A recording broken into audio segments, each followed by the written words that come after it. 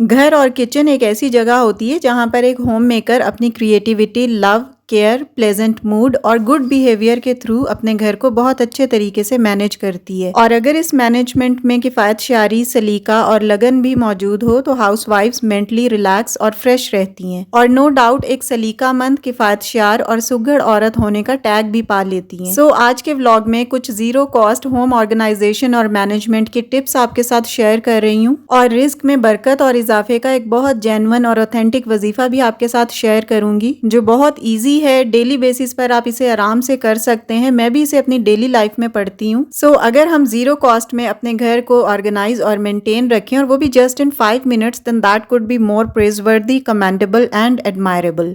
To be very productive and constructive, let's start our today's vlog. अस्सलामु अलैकुम everyone, this is Sana, welcome back again. Hopefully you are all doing great, I am fine too, अल्हम्दुलिल्लाह। So let's start with zero cost tip number 1। बर्तन धोने के लिए जो इस तरह का स्पंज किचन में रखा हुआ होता है ना, वो 4-5 दिन बाद या 1 हफ्ते के बाद बहुत ग्रीसी, ऑयली हो जाता है क्योंकि सारे बर्तनों की चिकनाई और ऑयल इसमें एब्जॉर्ब हुआ होता है और ये इतना चिकना और चिपचिपा हुआ होता है ना कि इसको यूज करने को दिल नहीं करता। बस दिल चाहता है कि नया स्पंज यहाँ पर हम रख लें और 1 हफ्ते या 10 दिन बाद इसे चेंज भी नहीं किया जा सकता क्योंकि ये सिर्फ ऑयली और ग्रीजी होता है, बिल्कुल खराब नहीं हुआ होता। तो इसको साफ करने के लिए एक बहुत ईजी मेथड है। बस 1 कप आपने पानी गरम लेना है, काफी गरम होना चाहिए, बॉइलिंग वाटर हो, चाहे आप ओवन में कर लें, माइक्रोवेव में, या आप चूल्हे पर इसे अच्छे से गरम कर लें। अब इस उबलते हुए या तेज गरम पानी के अंदर आप स्पंज को डिप करके रख दें और इसके अंदर सिरका या विनेगर 1 चम्मच या आधा चम्मच के बराबर ऐड करें और साथ ही आधा चम्मच मीठा सोडा इसमें ऐड कर दें। लिक्विड सोप इसमें ऐड करने की जरूरत नहीं है क्योंकि स्पंज ऑलरेडी सोपी होता है, सोप इसमें एब्जॉर्ब हुआ होता है। अब 10 मिनट्स के बाद जब पानी हल्का ठंडा हो जाए तो इसे स्क्वीज कर लें और फिर इसे सिंपल टैप वाटर के साथ अच्छे तरीके से वॉश करें, स्क्वीज करें और इसे डिस्पेंसर के ऊपर वापस रख दें। जीरो कॉस्ट में घर की चीजों से ही आपका स्पंज फ्रेश और नया हो जाता है और बर्तन धोना भी इजी होते हैं। Moving to the tip number 2, fridge के ऊपर इस तरह से फ्रिज मैग्नेट्स लगे हुए बहुत अच्छे लग रहे होते हैं। फ्रिज की डेकोरेशन में इजाफा हो जाता है और किचन भी अट्रैक्टिव लगता है। ये फ्रिज मैग्नेट्स काफी एक्सपेंसिव मिलते हैं, 200 का एक होता है और ये एक तो नहीं लगता, 4-5 हों तभी अच्छे लगते हैं। तो इस खर्चे को अवॉइड करने के लिए और अपनी फ्रिज को एक नया और अच्छा लुक देने के लिए बच्चों की ये जो प्ले डो होती है ना, इसका आप बहुत अच्छा यूज कर सकते हैं। इसके लिए आपको बच्चों की प्ले डो चाहिए, डबल टेप चाहिए, डबल टेप नहीं भी है तो स्कॉच टेप से भी काम चल जाता है। इन कलरफुल प्ले डो से आप बहुत डिफरेंट किस्म की चीजें बना सकते हैं। लाइक आयशा और हानी ने ये चीजें बनाई हुई हैं और ये बहुत अट्रैक्टिव लगती हैं और बिल्कुल खराब नहीं होती, डी शेप नहीं होती। इन कलरफुल प्लेडो से आप अपनी मर्जी की कोई भी चीज, कोई भी शेप बना सकते हैं और डबल टेप इनके बैक साइड पर लगा दें। डबल टेप होना जरूरी नहीं है, आप स्कॉच टेप से भी आराम से काम चला सकते हैं। ये किसी भी टेप से बहुत अच्छे तरीके से पेस्ट हो जाता है, उतरता भी नहीं है और अगर आप उतारना चाहें तो टेप का निशान भी फ्रिज पर बिल्कुल नहीं रहता, गीले कपड़े से साफ हो जाता है। और प्लेडो भी बहुत कॉमन है, हर घर में ही बच्चों के लिए आती है, तो आप जीरो कॉस्ट में अपनी फ्रिज को अच्छे से ऑर्गेनाइज कर सकते हैं। Moving to the next step which is really very simple and based on zero cost literally, washroom के बेसन के जो नीचे वाला एरिया होता है ना, इस फ्लोर पर एक मैट जरूर बिछाया करें। इससे आपकी टाइल्स या वॉशरूम का फ्लोर वेट होने से बचा रहता है क्योंकि हाथ मुंह धोने के दौरान जो ऑलमोस्ट सारे दिन का ही काम होता है, स्प्लैशेस पड़ते हैं, फ्लोर पर भी आते हैं जिसकी वजह से फ्लोर बहुत गीला और डर्टी लुक देता है। और अगर वॉशरूम साफ सुथरा, क्लीन एंड टाइडी भी हो ना, तो इस गीलेपन या वेट फ्लोर की वजह से बहुत गंदा लगता है। वॉशरूम के बेसन के नीचे और बाहर दरवाजे की एंट्री पर अगर आप मैट बिछाएंगे ना तो किचन साफ सुथरा लुक देता है। And now on the move to next zero cost tip. अच्छा, कोशिश करके ना हमेशा घर के ही मसाले यूज किया करें, इससे आपका बजट भी कंट्रोल रहता है और आपकी हेल्थ के लिए भी ये बहुत अच्छे होते हैं।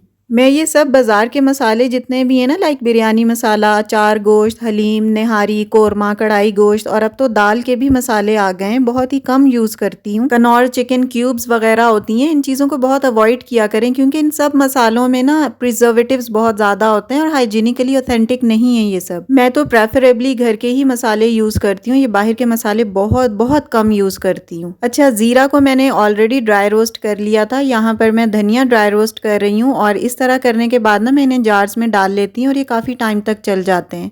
ऑल्दो ये मसाले पिसे हुए भी मिलते हैं और हमारे लिए बड़ा कन्वीनियंट रहता है कि पिसे पिसाए मसाले लिए उन्हें जार में डाला और यूज़ किया, लेकिन कोशिश करके ना आप इन्हें खुद घर पे ग्राइंड किया करें। और डब्बों के जो मसाले होते हैं ना उनको अवॉइड किया करें, खुले मसाले लिया करें या जो लोकल कंपनीज होती हैं उनके लिया करें, क्योंकि उन्होंने इनको इतना प्रोसेस नहीं किया हुआ होता और ना ही इसमें प्रिजर्वेटिव्स डाले हुए होते हैं, जब भी तो ये जल्दी ख़राब हो जाते हैं। और अगर आप डब्बों वाले लेकर आएँ तो वो काफ़ी महीने ख़राब ही नहीं होते, क्योंकि उनमें प्रिजर्वेटिव्स होते हैं, केमिकल्स होते हैं और उन्हें काफ़ी मशीनों से गुजार कर प्रोसेस किया हुआ होता है ताकि ख़राब ना हो, ज़्यादा टाइम तक चलें। सो हेल्दी रहने के लिए घर के मसाले यूज़ करें, थोड़ी सी मेहनत करनी पड़ती है लेकिन ये बहुत अच्छी चीज़ है। Moving to the next step which is related to my वजीफ़ा, it's very authentic and genuine, believe me. अच्छा, इसके लिए आपने कुरान पाक की एक सूरत है जिसको आपने रोज़ पढ़ना है। ये सूरत सूरह वाक़िया है और ये रिस्क में इजाफे और बरकत के लिए बहुत अच्छी सूरत है। काफ़ी जगहों पर मैंने इसकी फजीलत पढ़ी है, मैं भी इसे अपनी लाइफ में इम्प्लीमेंट करती हूँ, जब भी मैं आपके साथ भी शेयर कर रही हूँ, क्योंकि मैं आपके साथ हमेशा वही चीज़ शेयर करती हूँ जिसका मुझे खुद एक्सपीरियंस होता है, जो मैं अप्लाई अपने ऊपर कर चुकी होती हूँ ऑलरेडी और मुझे उसके आउटकम्स का भी पता होता है। सो मैं आप लोगों के साथ भी इसीलिए ये सूरत शेयर कर रही हूँ क्योंकि मैं खुद इस पर इम्प्लीमेंट करती हूँ और ऑलमोस्ट मैं डेली ही पढ़ती हूँ। हाँ, कुछ लो डेज होते हैं या कभी कहीं मैं गई हुई होती हूँ तब कभी छूट भी जाती है। इसकी फजीलत देखें, यहाँ पर मैंने क्लोज करके दिखाया है, आपको नज़र भी आ रहा होगा। हुजूर सल्लल्लाहु अलैहि वसल्लम ने इस सूरत के बारे में इरशाद फरमाया है कि जो हर रात को सूरह वाक़िया पढ़ेगा वो कभी फ़िक्र फ़ाक़े में मुब्तला नहीं होगा। तो कुरान पाक की इन सूरतों की फजीलत इसीलिए हमारे लिए इतनी इम्पॉर्टेंट करार दी गई है ताकि हमारी ज़िंदगी में आसानी पैदा हो, हम इन पर इम्प्लीमेंट करें और अपनी लाइफ को बेहतर कर सकें। और बिलीव मी, जब आप इसे डेली बेसिस पर पढ़ेंगे ना, मतलब कोई आप बीच में दिन स्किप नहीं करेंगे। हाँ, अगर आप बीमार हों या कोई और मजबूरी हो तो और बात है, अदरवाइज आप इसे डेली पढ़ें और फिर अपनी लाइफ में आप चेंज देखिएगा। और दूसरी बात ये कि इसे सही तलफ़्फ़ुज़ और मखारिज के साथ पढ़ने की कोशिश करें ताकि इसका ज़्यादा फ़ायदा हो। And now on the move to next habit और टिप। इस तरह के स्पंजेस अक्सर हमने घर में लाकर रखे हुए होते हैं जब हम ग्रोसरी के लिए ज़्यादा चीज़ें ले आते हैं। मैं सोप रखने के लिए हमेशा ये स्पंज यूज़ करती हूँ, वॉशरूम में भी और किचन में भी। Due to weather change soap कभी काफ़ी हार्ड हो जाता है और कभी इतना लिक्विड और सॉफ्ट हो जाता है कि ये मेल्ट होना स्टार्ट हो जाता है। और ये सारा सेमी लिक्विड सा सोप ना ये साबुनदानी के ऊपर लगा रहता है और उसकी वजह से बहुत डर्टी लुक देता है। तो इस तरह किसी भी स्पंज के ऊपर ये रख देने से आपका ये एरिया साफ सुथरा लगता है। और इसके सेकेंड बेनिफिट ये है, जब भी आप शावर लेने या नहाने के लिए जाते हैं तो जस्ट आपने ये स्पंज उठाया और खड़े खड़े आपने ना इस बेसन को साफ कर दिया, तो बेसन डेली बेसिस पर आपका चमकता हुआ साफ सुथरा रहता है। सोप तो ऑलरेडी इसने एब्जॉर्ब किया हुआ होता है, इस पर लगा हुआ होता है, तो बस आपने ये स्पंज उठाया और खड़े खड़े इसे साफ कर दिया तो 2 मिनट के अंदर अंदर आपका वॉशरूम साफ हो जाता है। तो इस एफर्टलेस और जीरो कॉस्ट टिप को जरूर फॉलो करें। एक तो आपका सोप मैनेज रहता है, दिखने में गंदा नहीं लगता, और दूसरा बेनिफिट ये है कि बेसन की सफाई के लिए आपको इधर उधर कुछ ढूंढना नहीं पड़ता, बस ये स्पंज उठाया और बेसन साफ हो गया।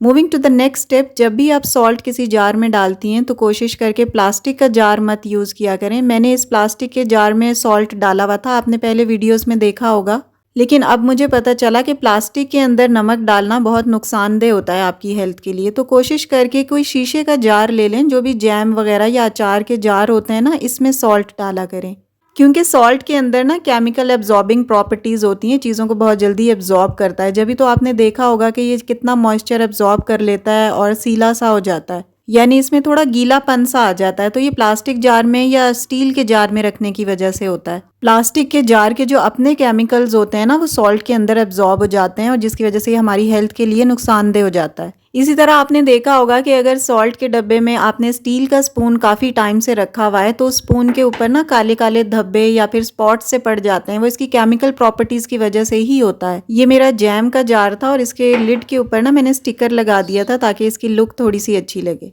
Moving to the next step which is related to your kids lunch box and leftover food. अच्छा, मैंने ना कल ये आलू का मैश बनाया था पराठों की स्टफिंग के लिए। आलू के पराठे मैंने बनाए थे और बाकी ये बच गया था। अब इस आलू के बचे हुए मिक्सचर का बेहतरीन यूजेज मुझे यही लगता है कि ब्रेड के ऊपर हल्का सा मेयोनीज और केचप लगाकर ना मैं ये पोटैटो का मसाला इसके ऊपर रख देती हूँ। कभी कभार फ्राइड एग या ऑमलेट बनाकर इसके ऊपर स्टफ कर देती हूँ और साथ ही एक चीज का स्लाइस रख देती हूँ। या बच्चों को अगर सैलड पसंद हो तो वो भी आप इसमें डाल सकते हैं। तो ये बहुत जबरदस्त सा लेफ्ट ओवर फूड का यूजेज हो जाता है और बच्चों का लंच बॉक्स रेडी हो जाता है, जो हेल्दी भी होता है और खाने में बहुत मजे का भी होता है। अगर आपने ये ट्राई नहीं किया तो एक दफा जरूर ट्राई कीजिएगा। अच्छा, इसी तरह जो बाकी आलू का मिक्सचर बॉइल्ड पोटैटो बच गए थे उसको मैंने तवे पर इस तरह से गरम कर लिया था। और ये रोटी भी जो आपको नजर आ रही है ये रात की रोटी थी। मैं बिल्कुल भी एक दिन पहले वाली रोटी डिस्कार्ड नहीं करती, उसको मैं ऑयल लगाती हूँ हल्का सा पानी का छींटा लगाकर, तो ये बिल्कुल फ्रेश हो जाती है। सो लेफ्ट ओवर फूड से बच्चियों का लंच बॉक्स रेडी करने के बाद मैंने लेफ्ट ओवर फूड से ही अपना ब्रेकफास्ट भी रेडी कर लिया था। सो किसी भी खाने को जाया करने से पहले ना आप ये सोचें कि इसको किस तरह से यूटिलाइज किया जा सकता है।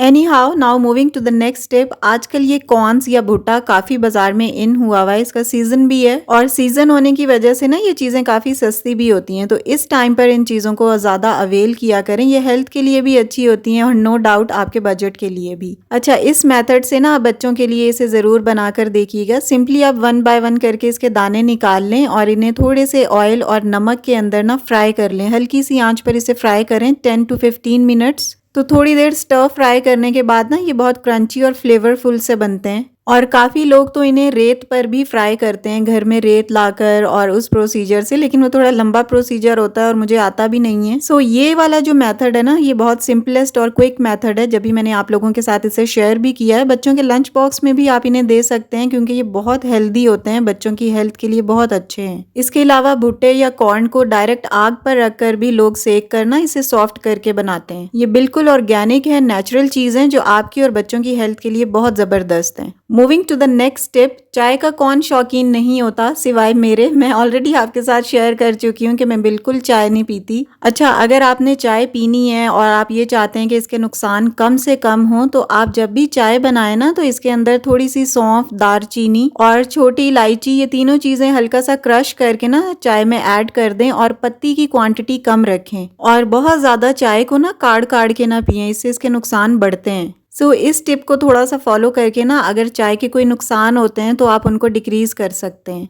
Moving to the next step, and believe me guys, it's one of my favourite habit and I will definitely recommend कि आप भी इस हैबिट को ना अपनी फेवरेट हैबिट बना लें। मैं अपने हस्बैंड के 1 हफ्ते के कपड़े ना प्रेस करके पैंट्स, शर्ट्स, शलवार कमीज प्रेस करके रख देती हूँ और ये वाला जो एक्ट आप करेंगी ना इससे आप मेंटली बहुत रिलैक्स फील करती हैं और आपके हस्बैंड भी रिलैक्स रहते हैं क्योंकि उनके पास ऑप्शन होती है, चॉइस होती है कि वो जो मर्जी कपड़ा अपनी पसंद का पहन के जा सकते हैं। इंस्टेड के आपने 1 या 2 ही प्रेस करके रखे हो, उनके पास कोई ऑप्शन ही ना हो, उन्हें वही वेयर करना पड़ता है। और एक सीक्रेट की बात बताऊं कि आप ना ये हैबिट अडॉप्ट करके ना अपने हस्बैंड को अपनी सलीका मंदी भी दिखा सकती हैं और इस किस्म की सलीका मंदियां जो होती है ना वो शो करने का आपको भी बेनिफिट होता है और अल्टीमेटली आपके हस्बैंड को भी इसका फायदा होता है। और इस तरह आपने एक ही दिन सारा काम जब किया हुआ होता है ना तो पूरा वीक, पूरा हफ्ता आप रिलैक्स रहती हैं। अगर आप 1 नहीं तो 2 दिन में आधे आधे करके कपड़े प्रेस करके रख दें, क्योंकि मैं या मेरे जैसी और भी औरतें होंगी जो अपने हस्बैंड के कपड़े लॉन्ड्री या प्रेसिंग के लिए भेजती नहीं है बल्कि खुद ही करती हैं, तो उनके लिए ये टिप या हैबिट बहुत हेल्पफुल है। सो वीडियो को यहीं पे खत्म करती हूँ। अच्छी लगी हो तो प्लीज लाइक और शेयर कर दीजिएगा and if you are new on my channel please do subscribe. See you very soon with a brand new content in the next video inshallah. Till then, stay happy, stay fit and take very good care of yourself. Allah Hafiz and take care a lot.